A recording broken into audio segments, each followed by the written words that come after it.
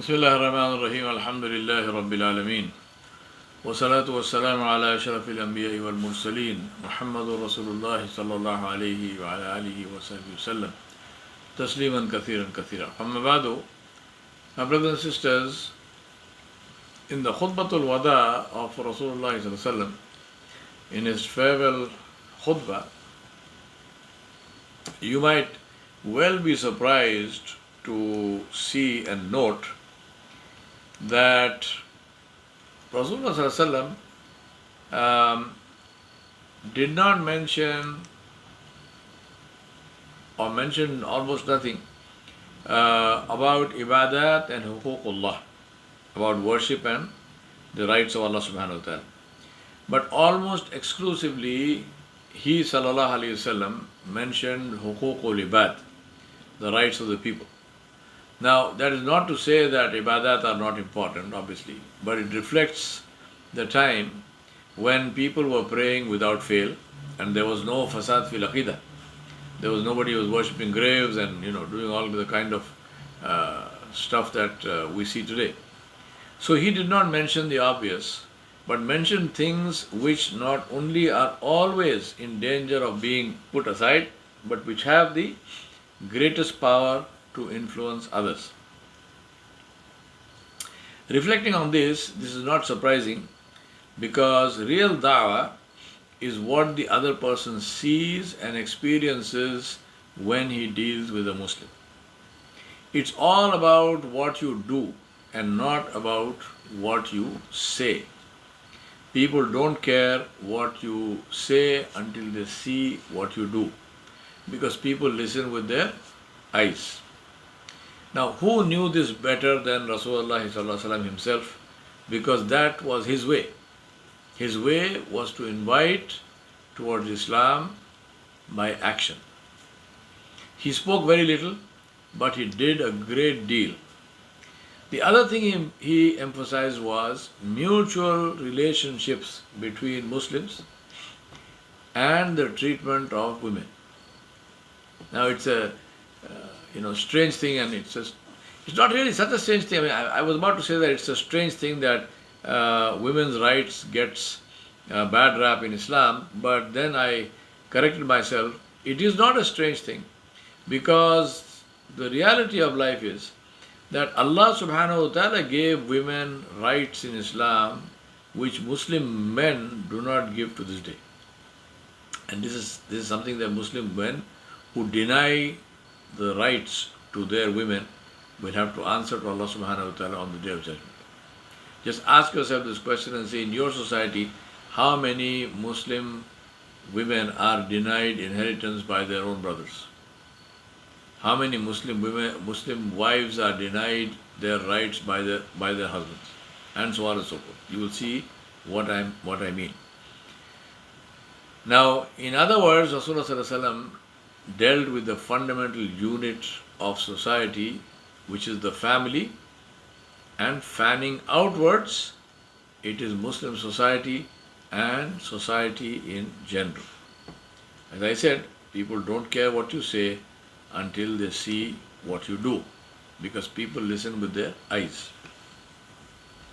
Now, there is a tradition in Carnegie Mellon University which is called the last lecture.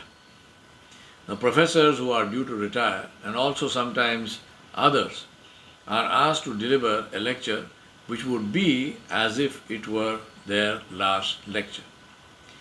Now, there is a professor, this is there on the internet, and you can see this lecture. There is a lecture by a professor, Randy Pausch. I hope I am pronouncing his name correctly. Pausch, Randy Pausch. He is a professor of computer science and human-computer interaction. He delivered what was his last lecture when he learned about his advanced pancreatic cancer. Right? Now, his lecture is a brilliant piece of oratory which is worth listening to and reflecting on.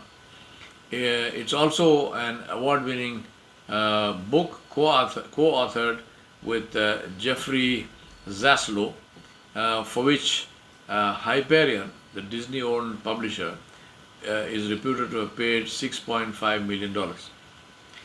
Now, the point of this last lecture, as indeed in any such last lecture, is that the speaker will always mention the key, most important aspects of his message, things that he considers to be critical to success and which he doesn't want people to forget. Last lectures are the best way to understand the essence of any message. Now, those of you who are interested in these things, there's also Steve Jobs' last lecture, which is on the internet. Thank Google for this. Now, so when that message now, think about this, and we were talking about last messages, but when that message now is not from a professor, but from the messenger of Allah, when understanding the message and living according to it is not merely an option or an alternate choice, but essential for our welfare in this life and even more importantly, for our welfare in the akhirah and the life to come, then it is critical that we stop to listen and then we act on what was said. So, what did Rasulullah ﷺ emphasize? I have enumerated the points that Rasulullah ﷺ enumerated and which apply to us today as they applied the day that he mentioned them, and as they will continue to apply as long as humans inhabit the earth. For convenience of teaching, I have combined points of similar meaning. The message of Muhammad sallallahu alaihi wasallam, which is the message of Islam, is timeless and it is for all time. May Allah subhanahu wa ta'ala give us the tawfiq to follow it and to convey it to others by our speech and by our, even more importantly, by our own actions. That is why we were sent to spread goodness all around us. Now, what is this message and what did he say, sallallahu alaihi wasallam?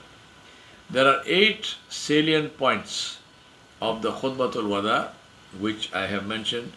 I will list them and then we will talk about them inshallah in more detail in our coming classes.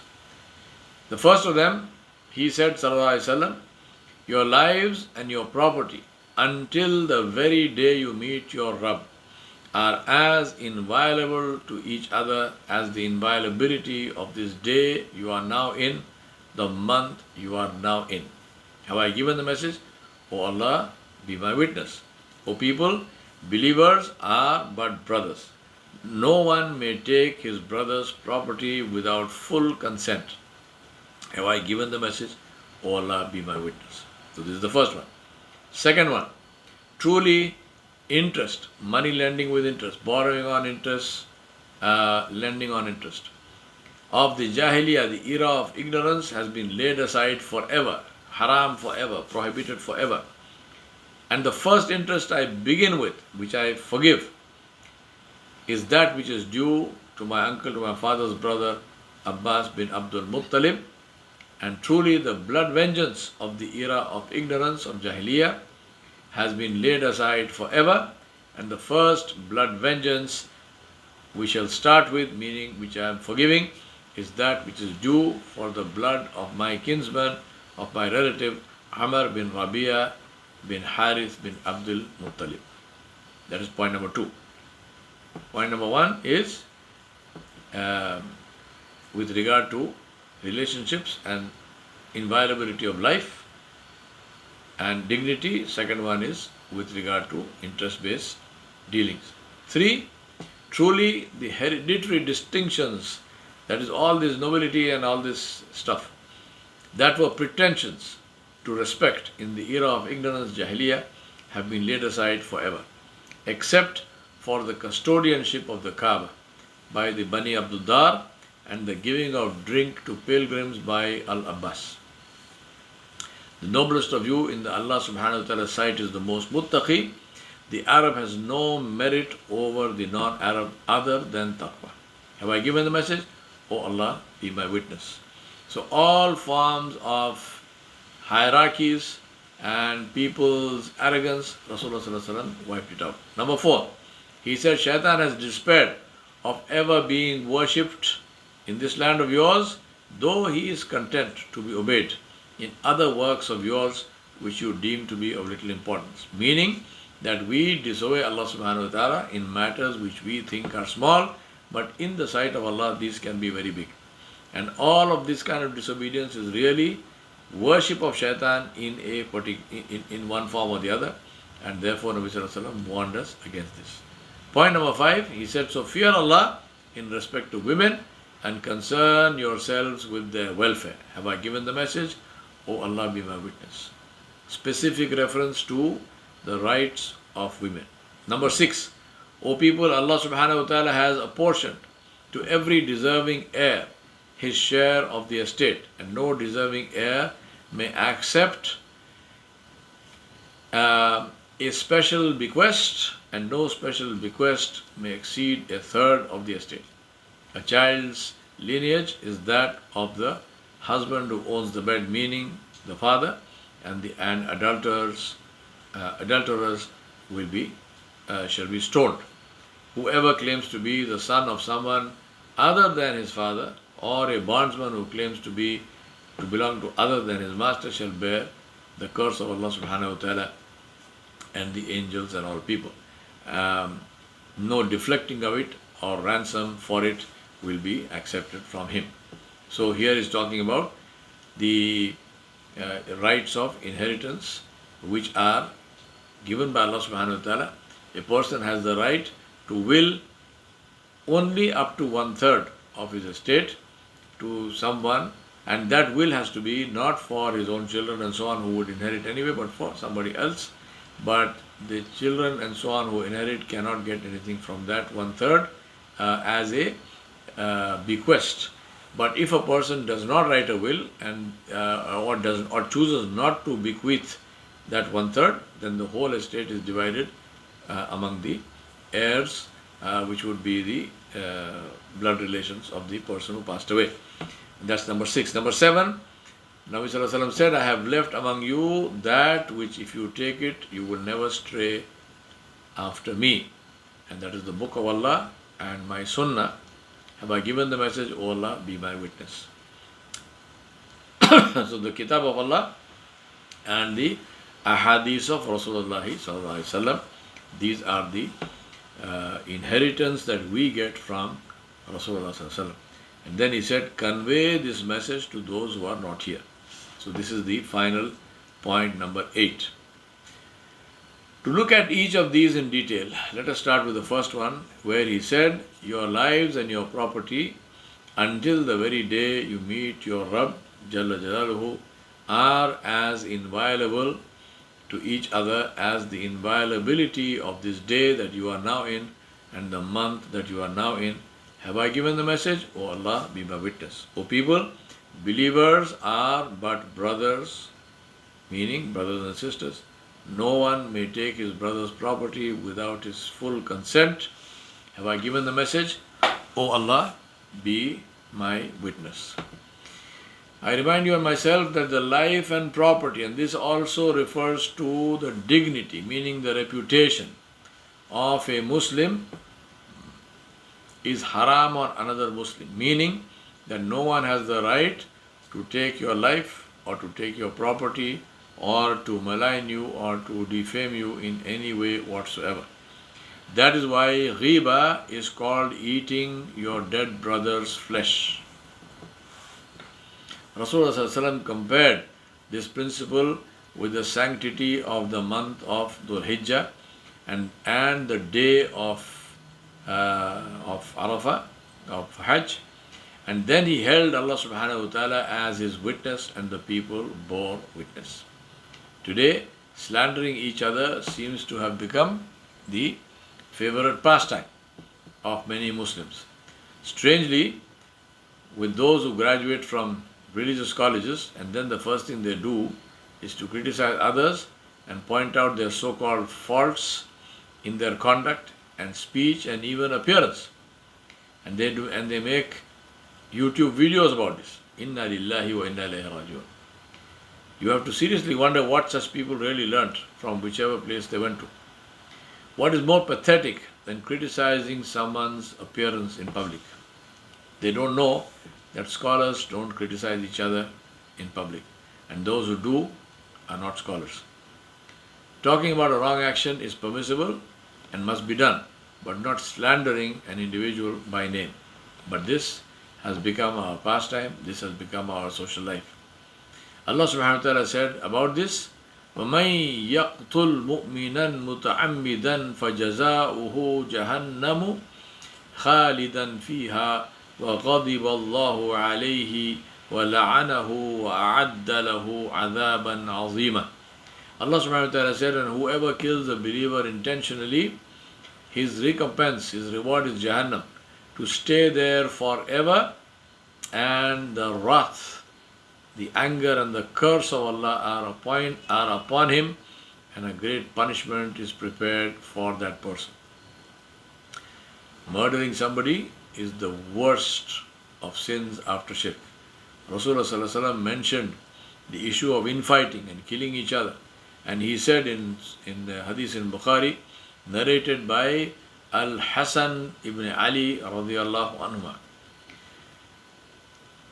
Al-Hanaf said, I went out carrying my arms during the night of the afflictions, that is the war between Sayyidina Ali and Sayyidina Aisha radiyallahu anha. And Abu Bakr met me and said, where are you going? And I replied, I intend to help the cousin of Allah's messenger, meaning Sayyidina Ali. Abu Bakr said, Rasulullah sallallahu alaihi wasallam said, if two Muslims take out their swords to fight one another, then both of them will be from the people of fire, from the people of Jahannam. It was said to Rasulullah sallallahu alaihi wasallam, it is all right for the killer, but what about the one who is killed? And he said, the killed one had the intention to kill the other. In another hadith in Bukhari, narrated by Abu Musa and Abdullah ibn Umar radiallahu anhuma, Rasulullah sallallahu alaihi wasallam said, whoever takes up arms against us is not from us. Meaning, if a Muslim takes up arms against another Muslim, that Muslim has left Islam. In another hadith in Bukhari, narrated by Abu Hurairah radiallahu anhu, Rasulullah sallallahu alaihi wasallam said, none of you should point out towards his Muslim brother with a weapon, for he does not know, Shaitan may tempt him to hit him, and thus he would fall into a pit of fire, which is Jahannam. He said, do not point a gun, do not point a sword or something at another Muslim, because this can escalate into something which is worse, and you actually might injure that person or you might kill that person. If you kill that person, then you will be in the hellfire. Now think about this, my brothers and sisters. Rasulullah sallallahu alaihi wasallam is talking about a time when people used to carry arms, and the Arabs were famous in the Ayyam al-Jahiliyyah, in the days of ignorance, for carrying on vendettas which actually went from generation to generation. And some of them were on completely inconsequential, some of them were for completely inconsequential reasons. So he's talking about pointing a weapon, he's talking about not drawing a weapon, and so on. Also, we saw here the hadith where Rasulullah ﷺ said that for two Muslims to fight and kill each other, he said both of them will be in Jahannam. So this is something to be taken very, very seriously as far as the issue of spilling blood is concerned, as far as the issue of murder is concerned. The thing that comes out of this, the corollary to this, is also the issue of character assassination. We will come to that also in later on, but here I would also want to mention that it's a question of maligning somebody, of defaming somebody, of character assassination, of slander, of backbiting. All of these things also come into the framework and into the definition of killing your brother or sister. Because killing is not necessarily only in terms of life. Sometimes the killing of a reputation, the killing of somebody's good name, is even worse than taking their life.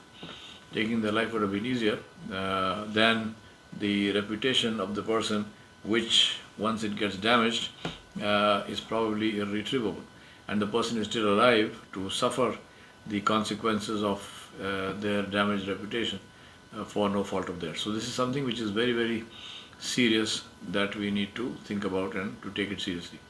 The second point is Rasulullah Sallallahu Alaihi Wasallam mentioned the issue of interest. Truly, interest, which is money lending, borrowing and lending on interest, of the Jahiliyyah has been laid aside forever, has been set aside forever, has been made haram forever, has been prohibited forever. And the first interest I begin with is that which is due to my father's brother, Abbas bin Abdul Muttalib. Now this brings to us two very important things. Firstly, the hurmat, the prohibition of dealing in interest, any form of interest dealing. It is haram. It is something on which Allah subhanahu wa ta'ala declared war, and inshallah we'll talk about that. Second thing is, it also shows that in Islam, subhanallah, there is nobody who is above the law. The law is supreme because the law comes from Allah subhanahu wa ta'ala. Rasulullah sallallahu alaihi wasallam put himself and his own family under the law. He didn't say that the law applies to everyone except my family. It would have been, if you think about that, it could have been justified, it could have been reasonable for him. For example, today, even in today's world, 2022, the British monarch is above the law. The British monarch cannot be sued and cannot be tried in a British court of law. So this is, there is a indemnity and there is a protection for the British monarch under British law. So the monarch is above the law. Now, who is more entitled to be above the law than the Messenger Sallallahu Alaihi Wasallam himself? But he didn't put himself above the. He put himself in the law. He put himself beneath the law, and he said the law applies also to him. And the second part of this advice, he said that I lay aside the blood vengeance, which was also one of the things that I mentioned earlier of the Ayyamul Jahiliyyah, the days of ignorance, was, he said, that has been set aside forever, that has been made haram forever. You cannot take vengeance. And I start with forgiving the blood which is due for the killing of my kinsman, my relative Amir ibn Rabi'a ibn Harith ibn Abdul Muttalib. He said that is set aside, and Allah subhanahu wa ta'ala, and I am not taking the revenge for this, and this has been set aside. Now think about this. That now you might say, well, what about if somebody gets murdered? So in Islam, is there no justice? No, there is justice. We are talking here about vengeance, meaning if somebody kills my father, I go kill that person. No, in Islam, this I do not have the right. Even if I know who killed my father, I cannot go and kill that person myself. I must appeal to the law. I must report the matter, and the person will be arrested. There should be evidence produced, and then the person will be brought before a court of law, and then the judge has the right to sentence that person to be executed. And this is the right that Islam gives to the state, and the designated authority of the state, which is the judiciary. Nobody else has the right. In Islam, for example, the policeman does not have a right to take the law into his own hands and shoot a criminal. You and I do not have the right to just kill somebody or something.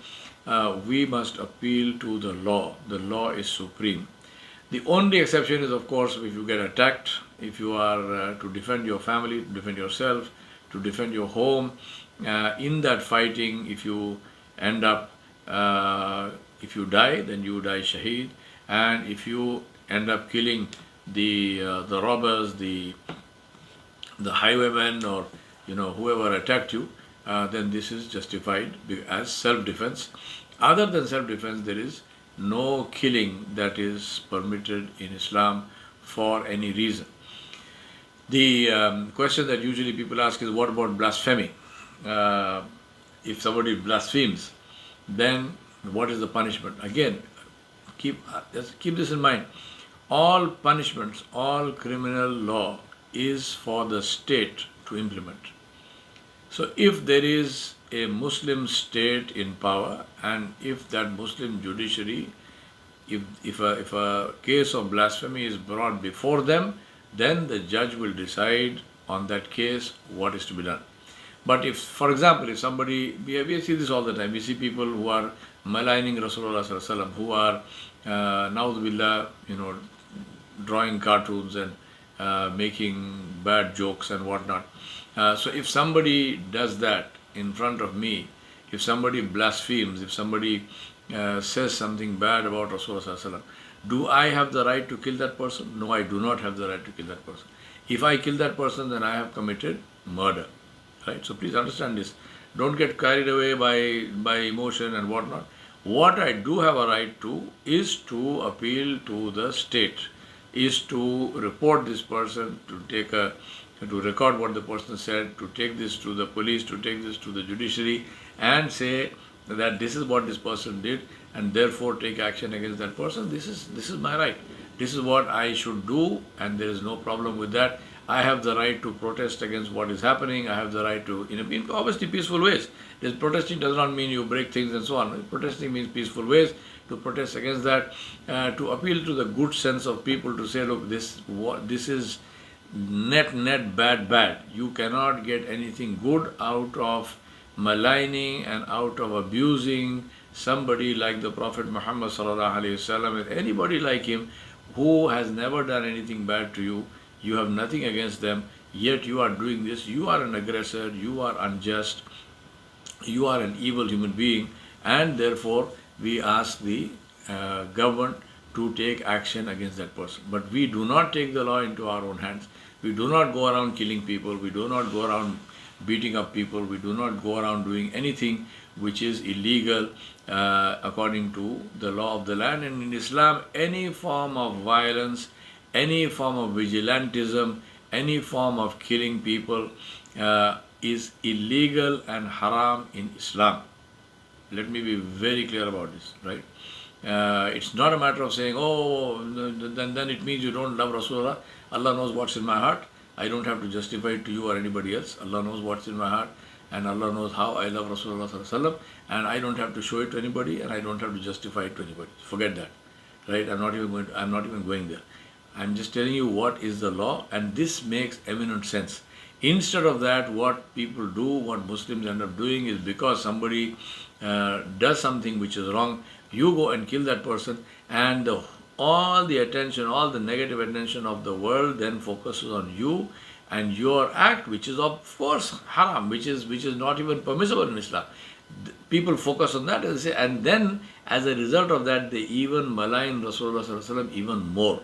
And they say, this is the religion that Muhammad Sallallahu Alaihi Wasallam brought, a religion which promotes murder, a religion which promotes people killing other people, right? A religion which is so rigid and which is so bad and whatnot. So your action of violence against somebody who blasphemed against Rasulullah Sallallahu Alaihi Wasallam or against Allah Subhanahu Wa Ta'ala actually results in more evil coming your way than otherwise. It makes zero sense whatsoever. Please, don't, obviously I'm sure you don't do it, but don't even support it. If somebody talks about it, tell them very clearly, this is haram in Islam. What the state does, a Muslim state, the Muslim judiciary, that is for them to do. What is my job and your job is to bring it to their attention through legal means, right? File a suit, file a case, whatnot. And don't say, what is the use of filing and nothing will happen. Whether nothing happens or not, your job you do. You do your job. And do it in the best possible way, whereby the damage is contained. It does not get worse.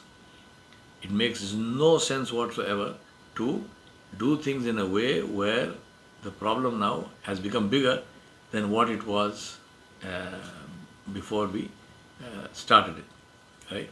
So let us be very, very clear about this and say that as far as the prohibition for murder is concerned, it also refers to prohibition against character assassination and against any form of violence, whatever be the reason for it. There is no Justification, as I mentioned to you, self-defense is a different issue. Obviously, if somebody is killing you, Islam does not say stand there and get killed. No, fight back.